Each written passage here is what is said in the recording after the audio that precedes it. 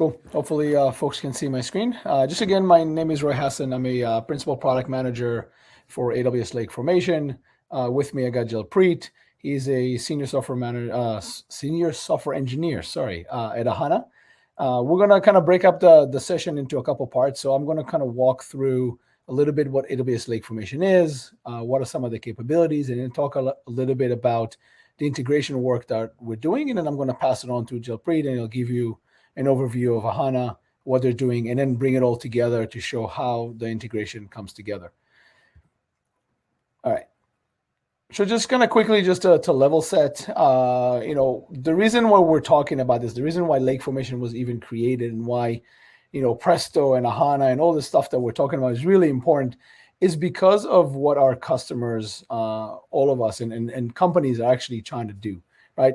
The exponential growth of data, the data coming from a lot of different sources, and also the different users and different applications that have to consume that data. We need to make that data available in more ways than usual, but also make sure it's secure and auditable so that we know the data is always safe. So companies originally started in this siloed world, and I don't have to tell you the story. I think everybody already knows. But data warehouses, Hadoop, siloed environments, and are moving towards what we call a more modern data lake architecture, where you have a data lake at the core. In AWS, data is stored in Amazon S3. You can use different ETL services like AWS Glue to move data in and out of that environment, and also use Lake Formation to secure that data. Once you do that, you can plug in different compute elements on top of that, whether it's Amazon EMR or DynamoDB or even Ahana or other services, to be able to consume the data from the lake. But it's a central location for you to store that data, catalog it, secure it, and access it from a number of different places. But building data lakes still takes time, right? It's not something that you kind of flip a switch and everything is done and off you go. It does take time. It takes months sometimes to build it. How can we make that simpler? Right, so AWS Lake Formation was released to kind of solve that problem, and we're solving it in 3 different ways. The first one is around building data lakes, and how do we make that easier?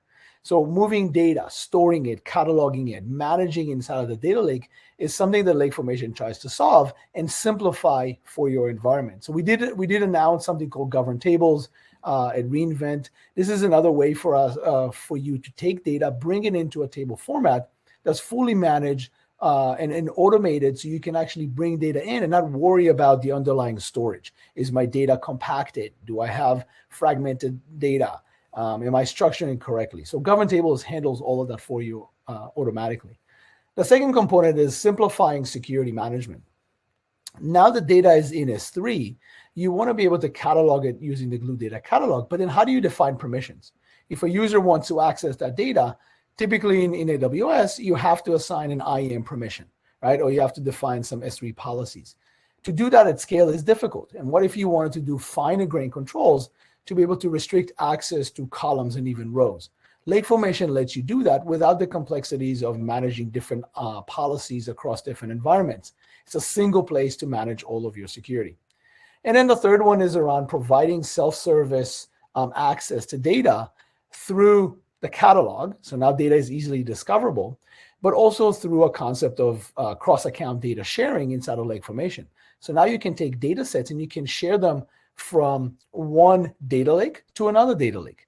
Rather than doing from one service or one tool to another, you can share between data lakes. And once you do that, then your users have the option to use any tool that they want. So it's a great way to kind of build producer-consumer architectures or even data mesh architectures that produce data in one account and then shared with consumers in other accounts. So there are different challenges to building data lakes. The 2 first ones, 1 and 2, kind of data ingestion, data management, I'm not going to spend any time on this, not so important for this conversation. But what I do want to spend time on is the first one is around security and governance, right? How do we manage those permissions? The second one is the integration, and this is where Ahana comes in. And then the third one is data sharing. Once we have security, once we have services integrated and working, now we want to share the data so more users can consume that. So Lake Formation, at a high level, the permissioning model that we have, we're actually using a database style sort of fine-grained access permissions on catalog resources. So you do need to use the AWS Glue Data Catalog to catalog your data sets. So create your schemas, your partitions, that information in the Glue Data Catalog. And then Lake Formation kind of wraps that catalog and enforces permissions on top of those resources. We also have tag-based access control. So if you wanted to do create classifications or PII classifications and things like that, you can attach those tags to catalog resources and define permissions. It's a great way to scale your environment when it comes to a lot of users and a lot of data sets. It also helps unify the S3 permissions. So you no longer need to go and define S3 bucket policies or S3 policies inside of your IAM roles, because Lake Formation manages access to S3 on behalf of that user. And we'll talk more about what that means. And then there's a broad set of integrated services, starting with AWS native services, but with this integration that we're showing here today, this is going to be available to Ahana, but any other third party that wants to integrate. So the ecosystem just continues to grow. And then, of course, you'll be able to audit those permissions and audit the access pattern, all inside of CloudTrail. So when a user runs a query, when an admin defines a permission, all of that is captured inside of CloudTrail. So just kind of quickly talking about the different resources and principles. So we are currently supporting principles of IAM users and roles, SAML v2 users and groups. So if you're federating from an Active Directory, for example, or other provider that has SAML authentication, then you can pass those users and groups. You can assign those principles to specific resources, right? So let's say user Roy has access to a particular table or a set of tables inside of a specific database. And you can go down to the row and the cell. You can go down to the columns. So very granular. And then we have two types of permission. The first one is metadata permissions. So you can say, Roy, you have the ability to describe a table, which means that you can see the schemas, you can see the partitions. You can't actually see the actual data, but you can just see the structure and you understand what the table is about. And then we have data permission that actually lets you do operations on the physical data.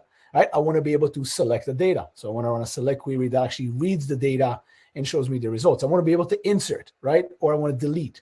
So those are different permissions that are captured for you inside of Lake Formation through a simple grant revoke sort of syntax that's easy to use. You don't have to define any kind of policies in IAM or other languages. It's a pretty simple kind of grant revoke model.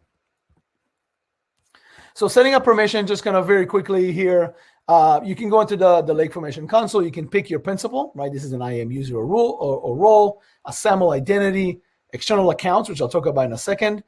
You can then specify the resource, pick your database, pick your tables, and then you can specify the exact permissions that you want to define, right? I want to define select only, or I want to define insert.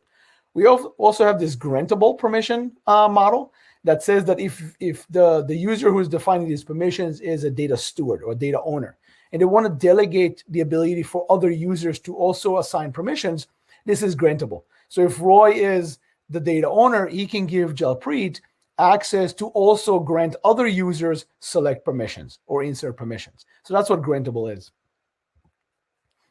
So from a permission perspective, like I said before, we support column level. So now you can define permissions on top of your columns, allow or exclude specific columns. You can also, as we announced recently at reInvent 2021, you can now define permissions on rows and then cells, right? And rows is just a simple where clause to say, allow rows where user ID equals 5 or where SKU number equals XYZ. And then cells is a combination of rows and columns that gives you the flexibility of kind of picking and choosing which bits of data the user is allowed to see. So this is very powerful. And the integration today, again, is with Amazon Athena, AWS Glue, and Amazon Redshift. And then, of course, as we talk later, you'll see kind of the integration that's coming with Ahana as well. All right, quickly on Lake Formation tags. So in Lake Formation, you can define a tag ontology. So you can go in, you can define your tag names and the tag values that go with it, like classification.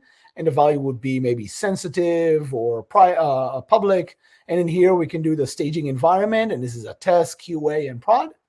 Once you do that, you can go back into your Lake Formation and you can look at those catalog resources. And you can define those, you can attach those tags at a database level. You can attach it at a table level. And you can also attach it at a column level and then define permissions based on that.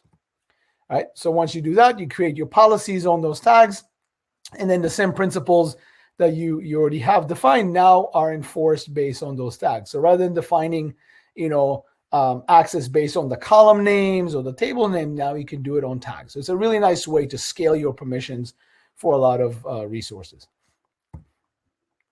All right, so that's kind of the background on Lake Formation. Now I'm going to take a slightly deeper dive and talk about what the integration that we're exposing and how does Ahana work with that. So one of the core concepts inside of Lake Formation that I mentioned before is this notion of credential vending.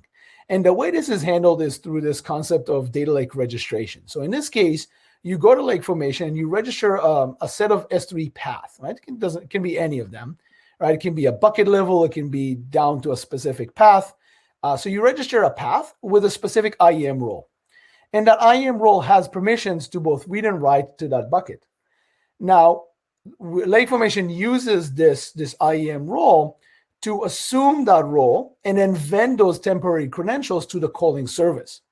So if Ahana wants to request access to a particular bucket, Ahana doesn't need to have permission to that bucket.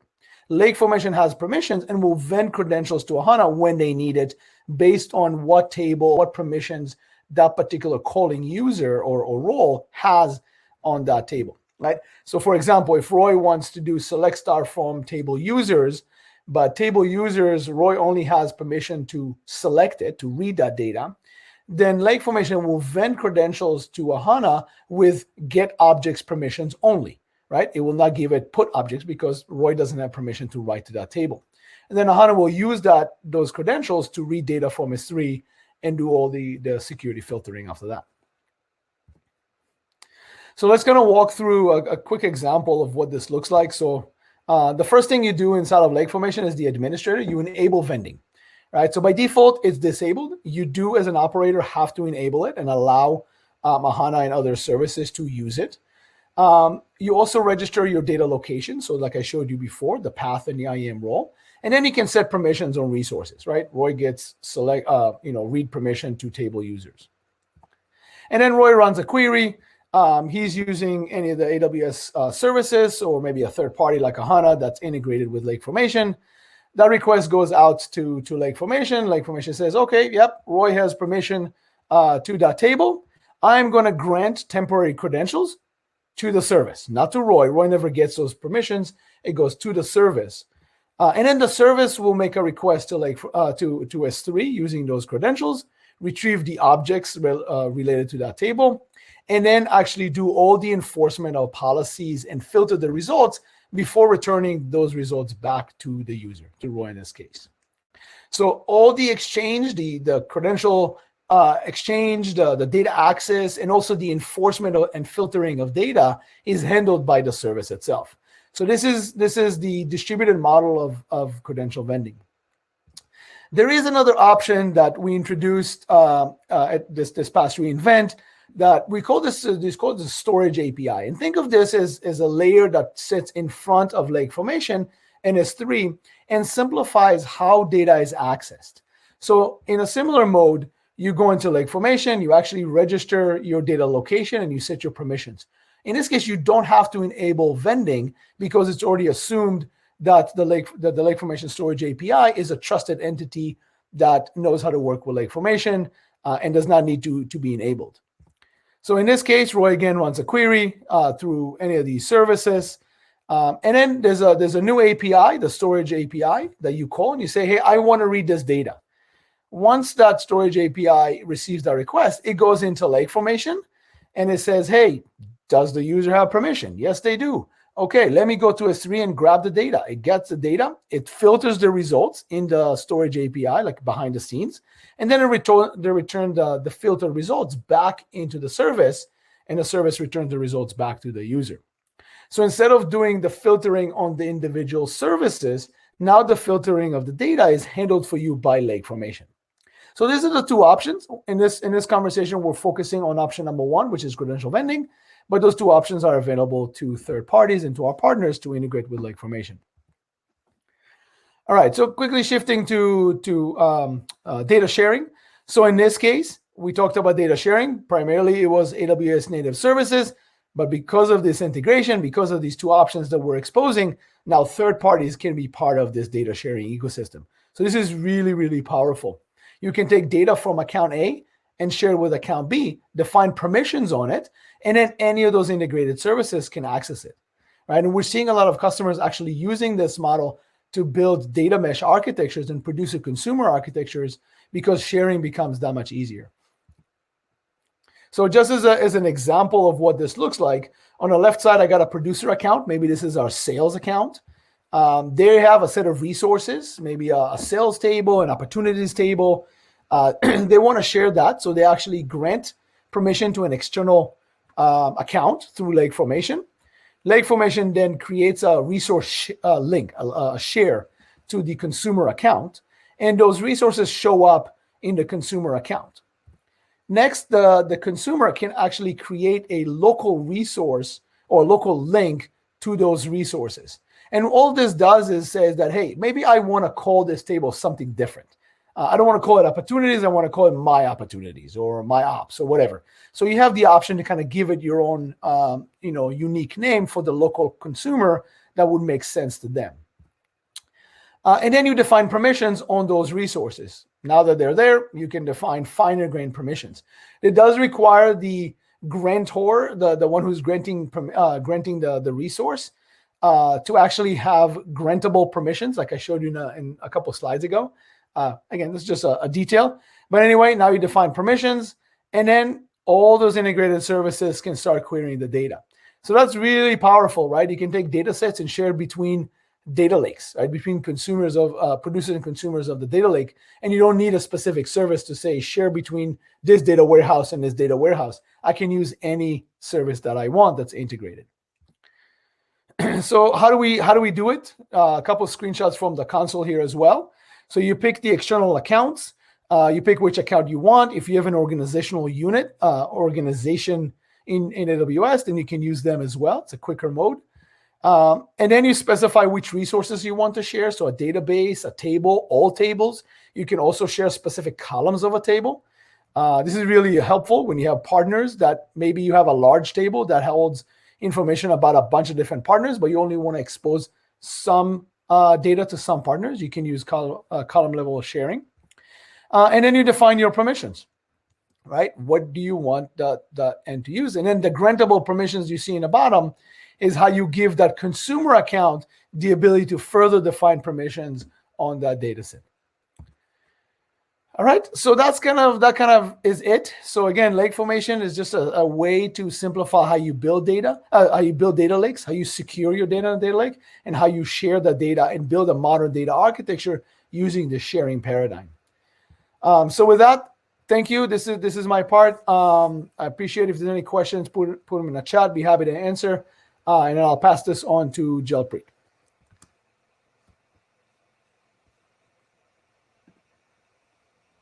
Go ahead, Jalpreet.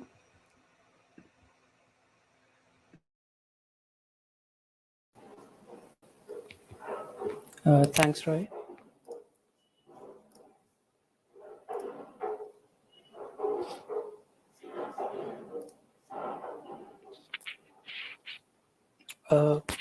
Can you see these slides? Yeah. Hi, good afternoon, good evening, everyone. I'm Jalpreet, currently working as a software engineer at Ahana.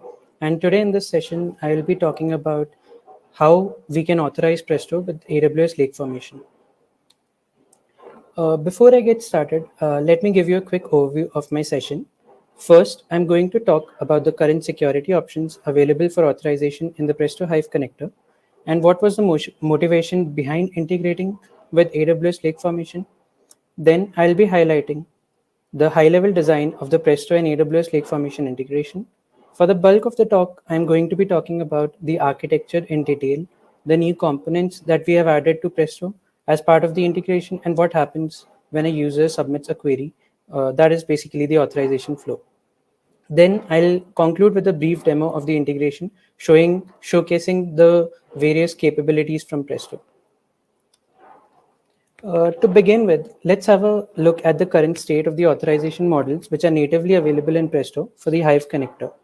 We currently have 4 authorization models supported. The default is legacy access control, which is a pretty basic one. Only a few authorization checks are enforced, thus allowing most operations, which makes it not suitable for the production workloads.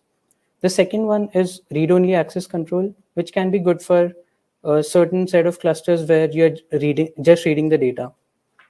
There is one authorization model which is currently supported, the file-based access control, which has some notion of role-based access control where users can define authorization policies at schema and table level and statically configure them in a JSON file. This model is slightly better, but it still requires significantly more orchestration and it doesn't solve all the requirements from the security aspect. As we know, the upcoming requirements from the governance side are row level filtering and column level masking. Then the last authorization model that is currently available is SQL standard.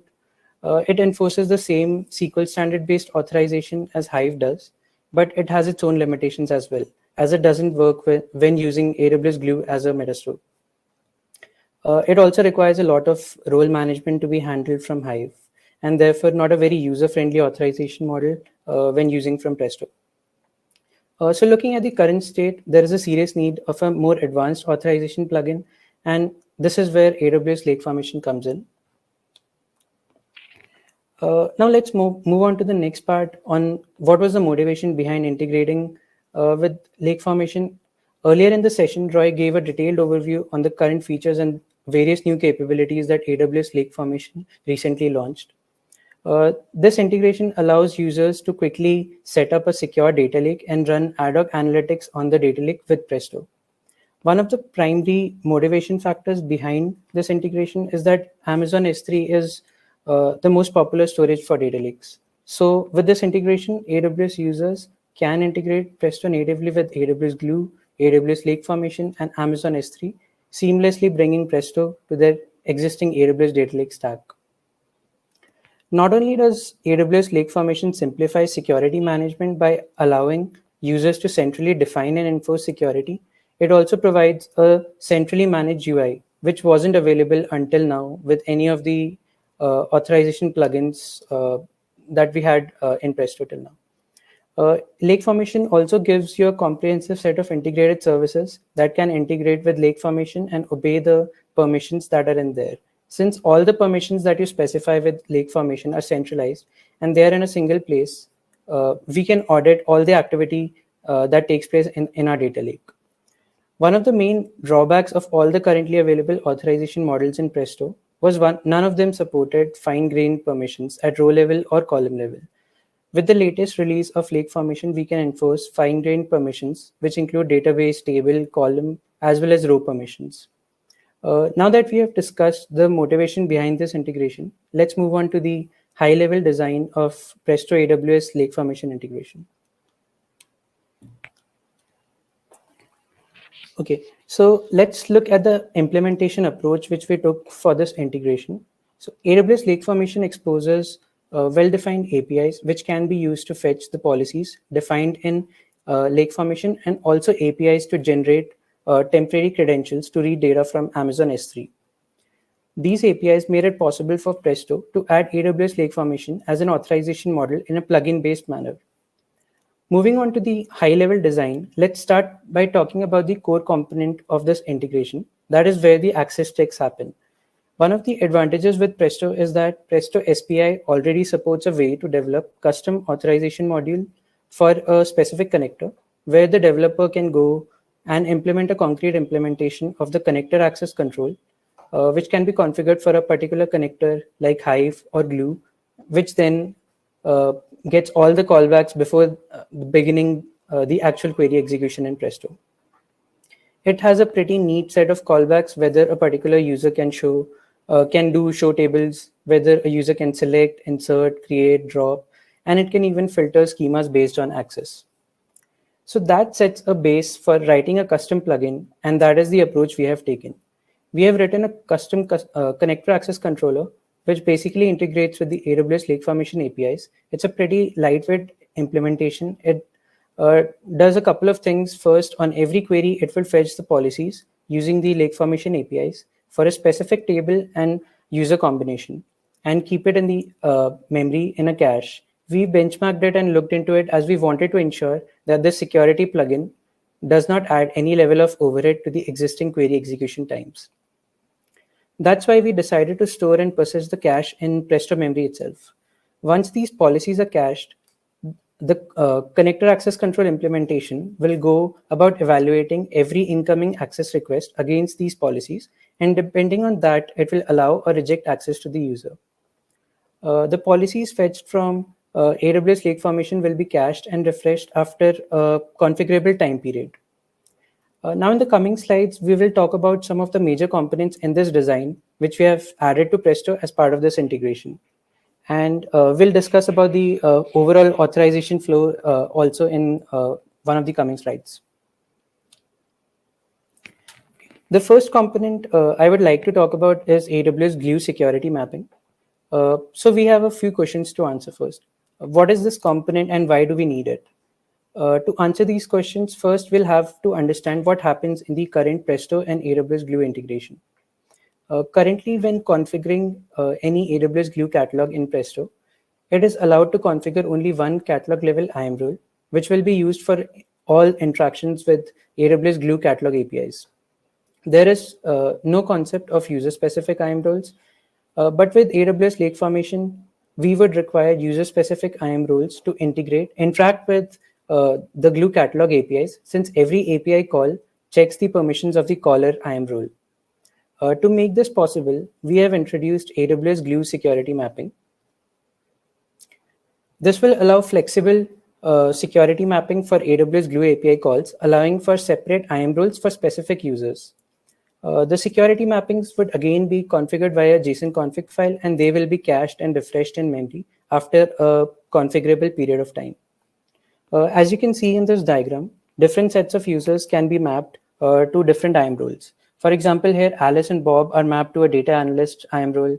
Carol and Dan have been mapped to a data steward IAM role, and Eve has been mapped to a data admin IAM role. Next, we move on to another important addition to Presto, which was required for this integration. That is the introduction of AWS Glue Metastore impersonation. Let's try to understand what happens in the current Presto Glue integration and why did we need to implement this.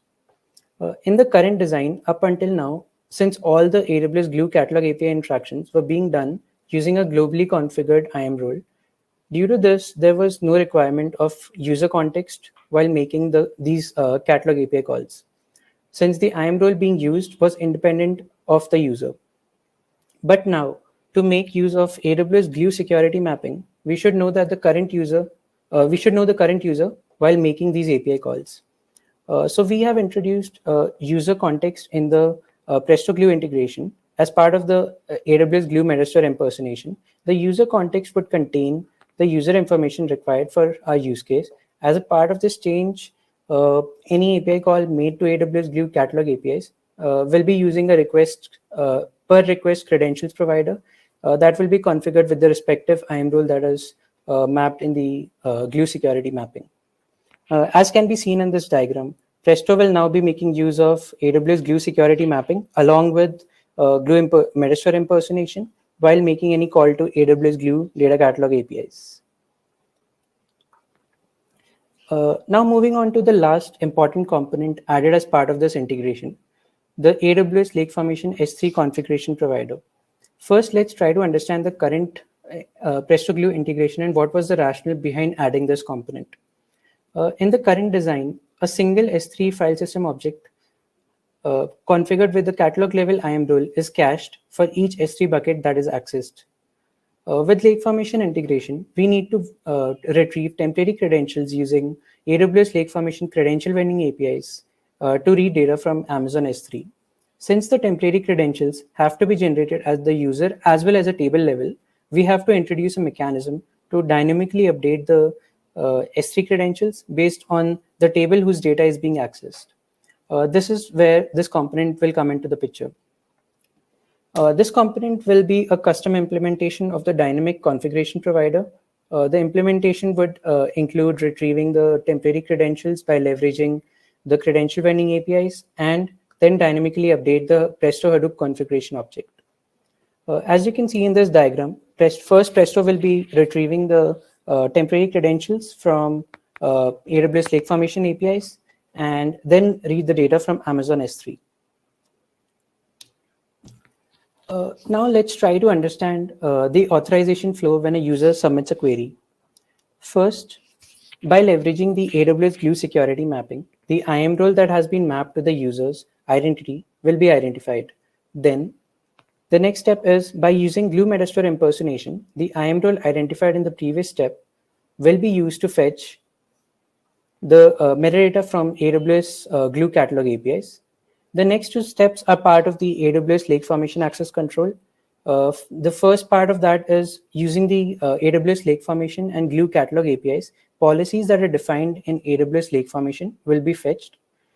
Then access will be verified against these fetched policies. Now, if access is granted, the last step involves retrieving temporary S3 credentials by leveraging the AWS Lake Formation credential vending APIs.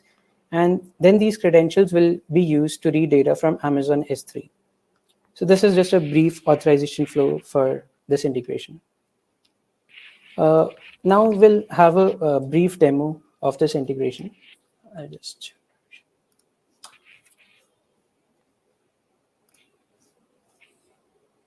Okay, so in this demo, I'll be showcasing fine-grained permissions that are defined in AWS Lake Formation, being enforced when querying from Presto. Let's say we have three users, Alice, Carol, and Eve. And for this demo, we have taken a table named orders, whose schema looks like this. Now, Eve is a data lake admin and has access on all the columns of this table. So as you can see over here, there's a data lake admin role that is defined, and it has been granted access to all the columns in this orders table, and it has select permission granted for that. Now, Carol is a data scientist, and she requires access only on a subset of columns for running some ML algorithms. Let's say those columns are order date, order key, order status, and total price. So the data scientist role has been granted access to only these set of columns.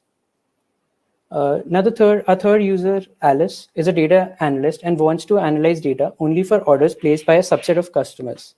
So for this, for granting access to Alice, we have used a data cell filter, and it looks like this. So as you can see, it has access to only a subset of columns which are required for analyzing the data, and it has a row filter expression in which we have like selected only a couple of customers for which the analysis needs to be done. So and we have granted access to Alice only on this data cell filter. Now, first let's move on to the demo now. So I have a Presto cluster running, and I have basically connected to that Glue catalog that is there in AWS. So I can show you.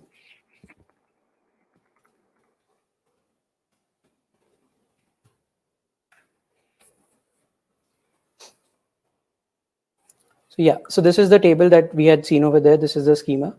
Now I have logged in as Eve in this case. So I'll be trying to query this table. Since Eve has access to all the columns in this table, we will be able to see the entire data that is available in this table. So as you can see, it has access to all the columns. Now moving on to the second user, that was Carol. Now in this case, we had seen that it has access only to a subset of columns. So if we try to now select all the columns from this table, we should get access denied.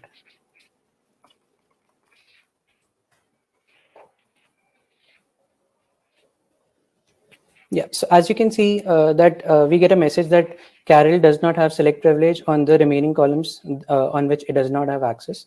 So now if we try to access only the data from the columns which Carol has access on, we'll be able to access them.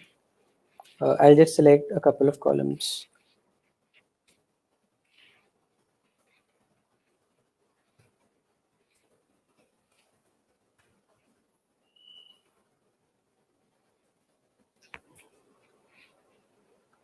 Yeah, so as you can see now, since Carol had access on a subset of columns and two of those were order key and order date, we can see that we are able to query the data on which Carol has access. Now Jalpreet, moving on to... I'm sorry to interrupt, but is it possible to make the font a little bigger easily? Okay, sure. Yeah. Thank you.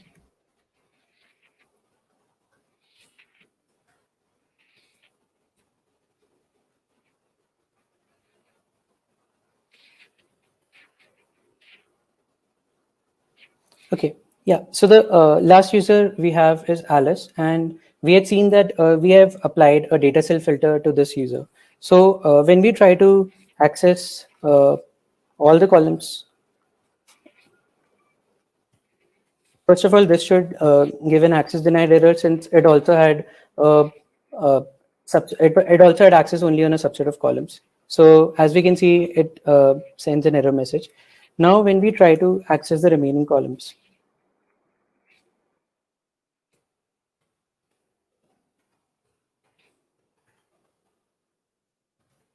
yeah,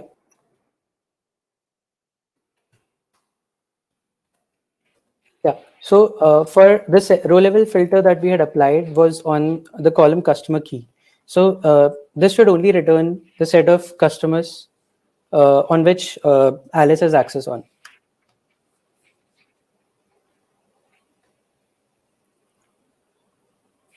Yeah, so as you can see, it only returns the data for the 3 customers on which the row level filter had given access to this user.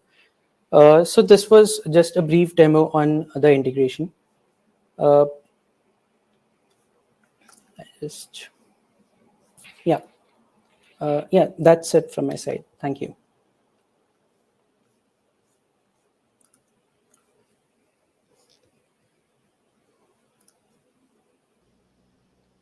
Great work. Let's take some questions from the audience. I just want to say to both of you that the energy and the presentation was really, really wonderfully done. So thank you so much.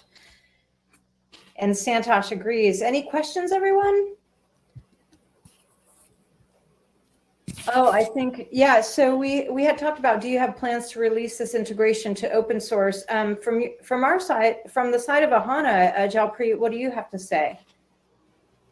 So basically, we are currently actually trying to evaluate what all features we can open source. So most of the integrations that we have added, we would like to open source. So open source all the areas that make sense to be open source, such as those parts that work with open systems or have a generic functionality. We are still evaluating those demarcations, but there are quite a few candidates that make sense to open source. So we will be open sourcing most of it. Yeah. All right, cool. Let's see, let me check what time it is. Any other thoughts about getting involved, support from the open source community?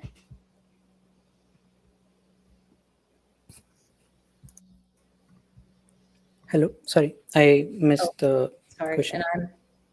Yeah, I was just wondering, from the open source community side, is there any way for them to get involved, or anything, any way you'd like community help? So we'll soon be starting to open source the components that we are going to like we think are beneficial for the open source community. And once we have that, we would like all the open source members to add certain features to that, which Lake Formation is going to release in the future. So it will be of great help if we have help from the open source community. Yeah. Wonderful. And outside of questions, I just want to say, Jalpreet, I mean, I think Roy would agree that you are a fan favorite right now. Everyone's so impressed, especially because it's past 3 a.m. your time. So nice work. Thank you. What a superstar. And Roy, you're epic as well. No, absolutely. It's my pleasure. This is awesome.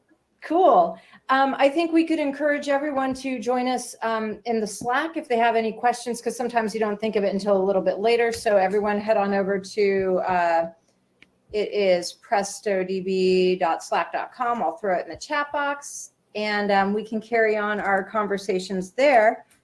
So a big round of applause and emoji applause and all that good stuff to both of you. Loved it. Thank you so much. Thank you, everyone. Nice Thank you. work. Ciao for now, as we say. Take care. Bye-bye. Thank you.